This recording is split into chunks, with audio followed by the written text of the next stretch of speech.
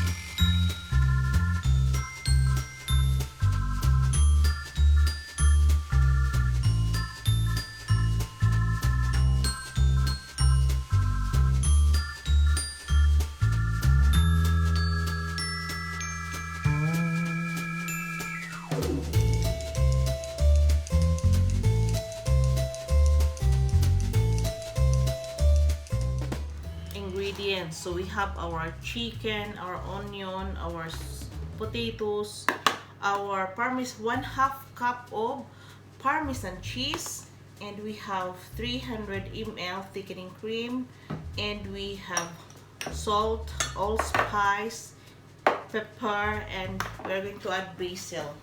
We have oregano and basil. Okay, now guys,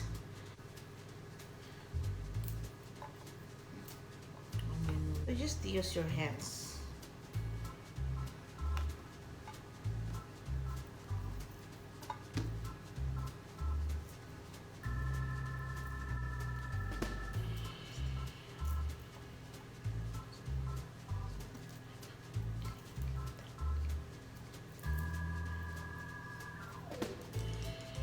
So, we have our onion. Lagyan natin ng konting asin. Anyway guys, I spray oil on our baking tray. Kaya hindi na ako naglagay pa ng. So, I add. So, yung asin guys, tansyahin nyo lang guys ha. Oil sa ating onion. Tapos, ilagay natin guys ang ating potatoes.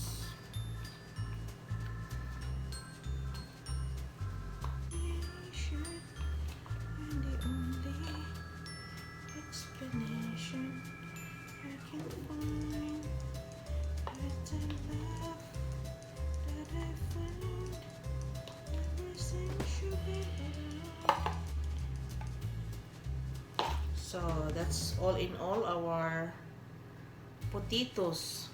So, we will put a little bit of salt again, guys. A little bit. Not so much. And spray olive oil. And then, we are going to add now our chicken.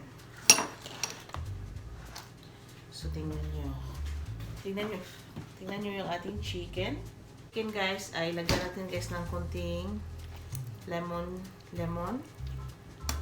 a bit of salt, and a pepper.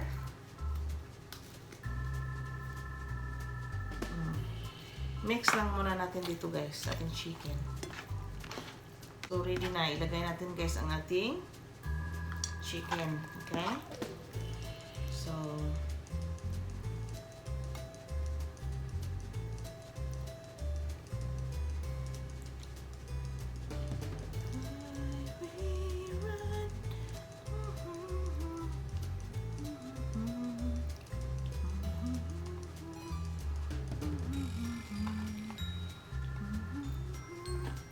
sana ako guys, kaso lang hindi pa nakapagsaing yung asawa ko kanina, so oregano, tapos allspice, konti-konti lang guys, tansyahin nyo lang guys.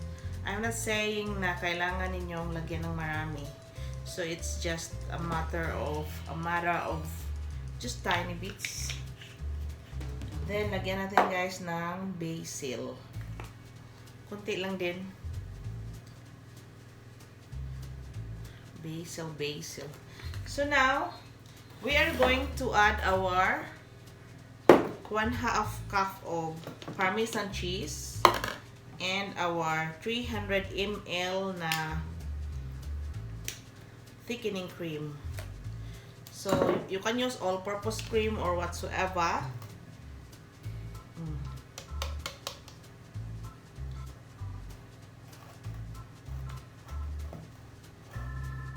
So, spoon of salt. So, depende na yan sa inyo guys ha. At depende na rin yan guys kung gaano karami ang inyong chicken at saka mga ingredients. So, that's it.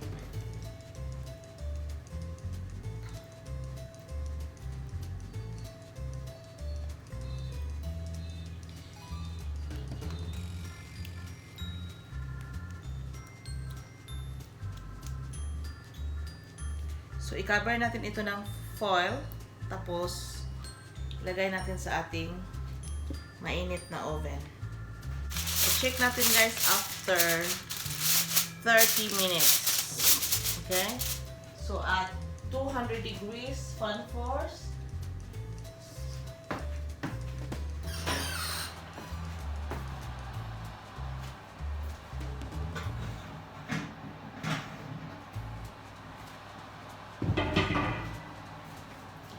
So, this is it.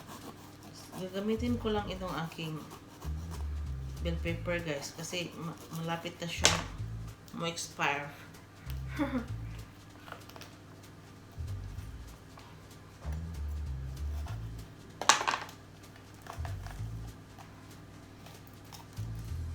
At itanim ko ito guys, oh.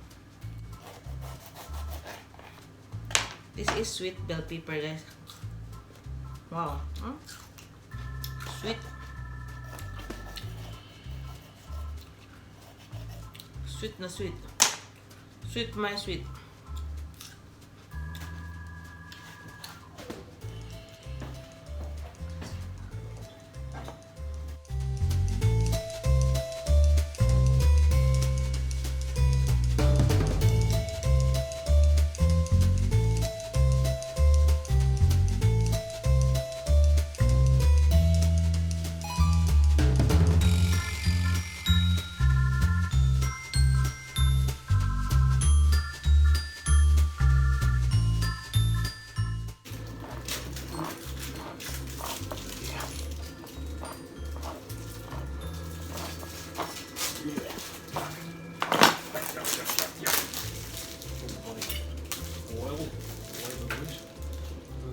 Wow, I'm gonna strain this one.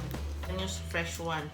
I'm just using canned tomato, but maybe 2 tablespoons lang. Or this all. Maybe 3 tablespoons lang. So guys, this is now our mozzarella cheese, 1 cup. And our tasty cheese, 1/2 cup. So, this is now smell. Oh.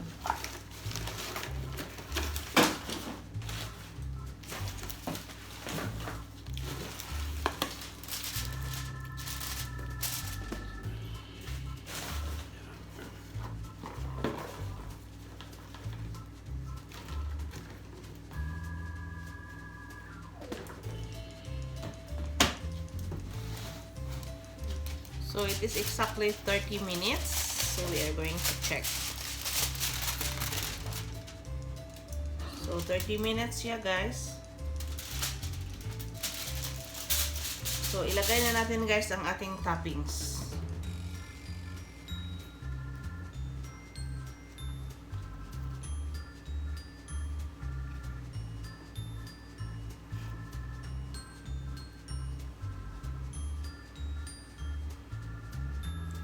So that's our toppings.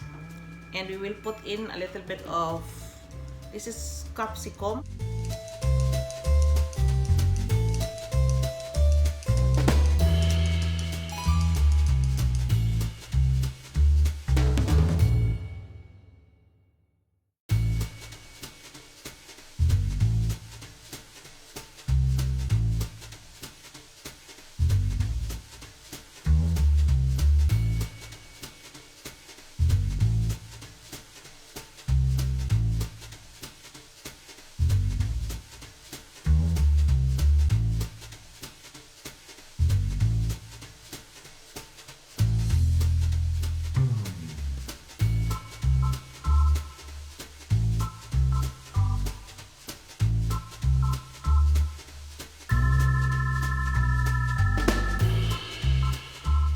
Mga videos back to the oven.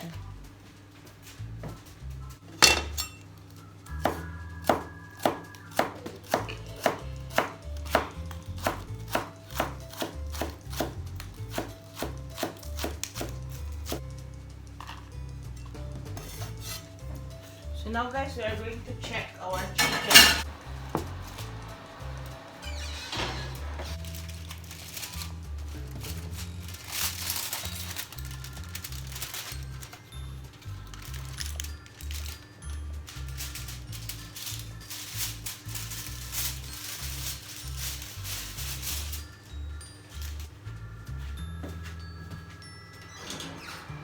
So guys, ito na siya guys. Nilagyan natin siya guys ng additional mozzarella cheese. Tapos ibalik natin sa ating oven for 5 minutes lang. At dagdagan na rin natin guys ng spring onion. So yan. So ilagay natin sa ating oven for 5 minutes. Guys, this is now our final product guys, and if you haven't subscribed yet to my channel, please do subscribe. So lagyan natin siya guys ng decoration. So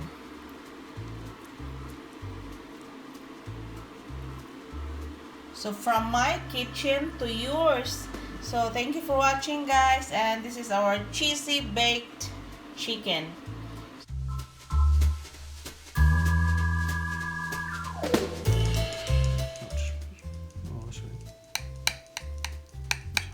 There.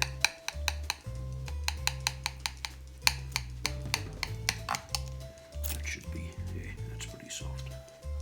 Very juicy.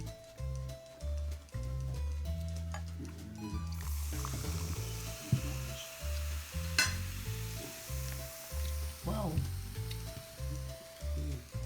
Yum. If you want a meal which will take you no more than an hour and 3/4 preparation and cooking time combined, and you want it to not only look good but also taste really good, kids will love it because there is plenty of cheese in it and chicken, this is the meal for your table.